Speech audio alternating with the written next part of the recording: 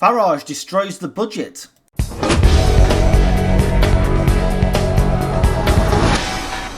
Nigel Farage stood up in Parliament and gave a speech after the budget had been announced. And it's actually very refreshing to hear somebody who's actually had jobs in the past, worked in the private sector, run businesses and knows about finance. Take a look. Business employing 5 or more people has today been hammered.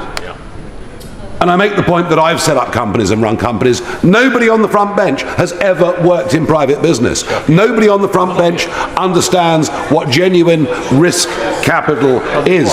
Our business secretary, from what I can make out, has never even had a job. But the most dismal part, no, I've had plenty of jobs.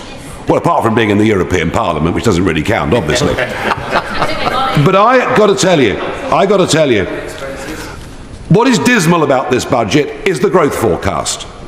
If the ambition of our Chancellor is that in 4 years' time, growth should be 1.5%, that is very, very bad news for everybody, and particularly because it takes no account of the rise in population that will happen through legal immigration. It basically means a rise of 0. And nobody's even mentioned today the fact that gross domestic product per capita, wealth per capita, has been falling consistently nearly every single quarter for the last 2 years. Rightly pointing out that nobody on the Labour front bench has ever worked in the private sector, that none of them have ever had proper jobs. And as he says, and many people have pointed out, nobody can find a single job that Jonathan Reynolds has ever had.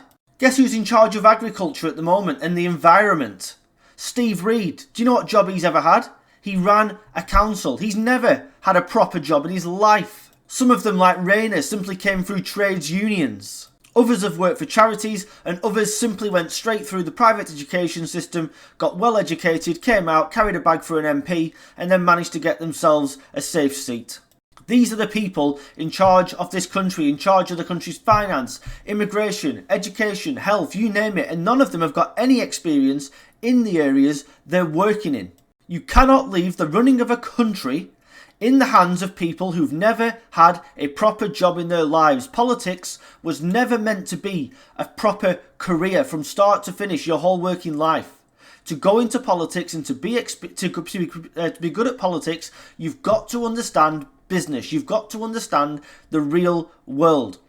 And in Parliament at the moment, we only have those Reform MPs who've actually worked proper jobs, run businesses, understand finance, understand, as Farage said, risk, reward, etc. And most importantly for me, understand the people of this country. And let me tell you now, nobody on the Tory benches and nobody on the Labour benches understand anything like that.